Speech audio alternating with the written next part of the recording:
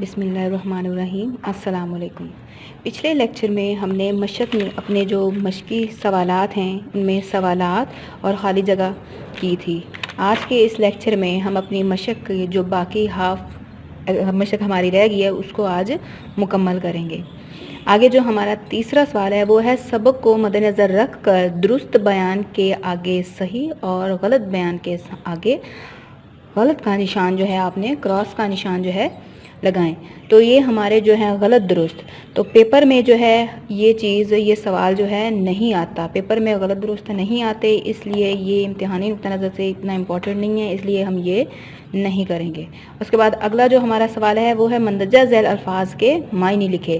ویسے تو آپ نے پورے چیپٹر کے جو ہیں الفاظ معنی یاد کرنے ہیں، کیونکہ سیاق و سباق کا جب کوسچن آتا ہے پیراگراف کی تشریح کرنی ہوتی ہے تو وہ سبق کے کسی بھی حصے سے پیراگراف اٹھا کر آپ کو جو ہے اقتباس جو ہے اٹھا کر دے دیں گے جس کی آپ نے تشریح کرنی ہوگی، تو اس میں جو خط کشیدہ الفاظ ہوگے اس کے معنی آپ نے تحریر کرنے ہوں گے، اس کا آپ کو ایک نمبر ملے گا، تو اس کے لیے کہ آپ نے پورے چیپٹر کے الفاظ معنی کرنے ہوں گے۔ لیکن یہ جو مشق میں دیے ہیں ان کو بھی دیکھ لیتے ہیں کہ پہلا ہے ساجھا۔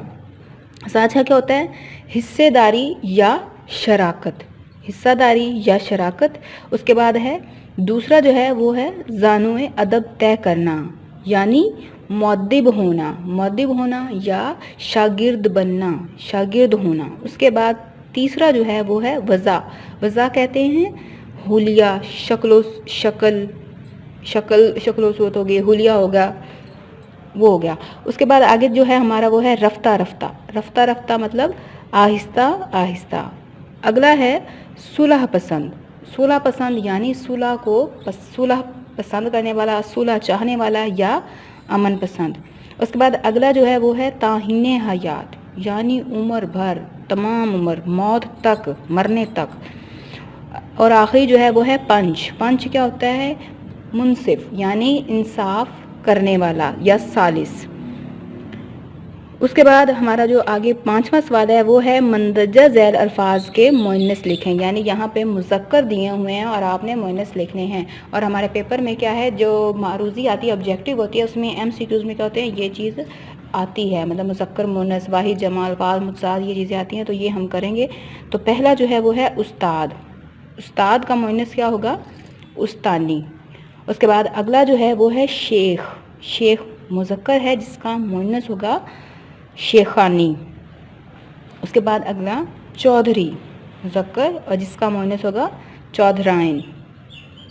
اس کے بعد سیٹھ مذکر جس کا مؤنث ہوگا سیٹھانی۔ اس کے بعد بیل کا مؤنث کیا ہوگا؟ گائے۔ یہ ہو گیا۔ اس کے بعد اگلا جو سوال ہے وہ ہے اعراب یعنی درست تلفظ، تو یہ بھی پیپر میں نہیں آتا، یہ بھی جو ہے یہ 10th میں جو پارٹ سیکنڈ ہے اس میں یہ آپ کا 2 نمبر کا سوال ہوتا ہے، ایم سی کیوز آتے ہیں، لیکن 9th میں اعراب سے متعلق جو ہے نہیں آتا، تو یہ بھی ہم نہیں کریں گے۔ اس کے بعد اگلا سبق کا خلاصہ، وہ ہم اپنے پچھلے لیکچر میں جو ہے کر چکے ہیں، وہ آپ نے اپنے ہوم ورک میں بھی لکھنا ہے، وہ لکھ چکے ہوں گے امید ہے۔ اور اس کے بعد اگلا جو ہمارا یہ سوال ہے عبارت کی تشریح کریں، سبق کا عنوان اور مصنف کا نام بھی لکھیں۔ یہ آپ کی عبارت دی ہوئی ہے کہ بھیا جب سے تم نے، یہاں سے یہ عبارت شروع ہو رہی ہے اور ختم کہاں پہ ہو رہی ہے؟ حق اور انصاف کی زمین پر کھڑا تھا، مطلب یہاں پہ آپ کا یہ پیراگراف ختم ہو رہا ہے۔ یہ آپ کے سبق میں سے، آپ کا جو چیپٹر ہے پنچایت اسی میں سے ہی لی گئی ہے، اور اس کی آپ نے کیا کرنی ہے؟ سیاق و سباق کے حوالے سے تشریح کرنی ہے۔ یہ آپ کے سبق کے یہ بالکل آخری پیراگراف، یہاں سے بھیا جب سے تم نے میری پنچایت کی ہے، یہاں سے شروع ہو رہا ہے اور یہاں پہ بالکل لاسٹ پہ جو ہے یہ ختم ہو رہا ہے۔ تو اس پیراگراف کی آپ نے کیا ہے؟ تشریح کرنی ہے۔ پہلے ہمارا طریقہ کار جو ہے اقتباس کی تشریح کا وہ میں آپ کو پچھلے لیکچر میں پہلے جو ہے بتا چکی ہوں کہ کس طرح سے آپ نے اس کو کرنا ہے، تو اسی طریقہ کار پہ آپ نے کیا ہے اس پیراگراف کی تشریح جو ہے اپنے ہوم ورک میں کرنی ہے۔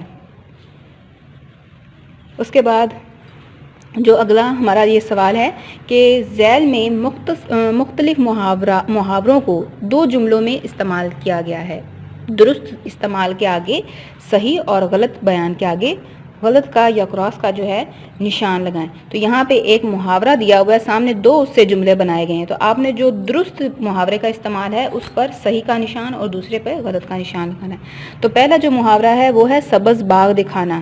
تو سبز باغ دکھانا کیا ہوتا ہے؟ مطلب کسی کو جھوٹا وعدہ کرنا یا دھوکہ دینا۔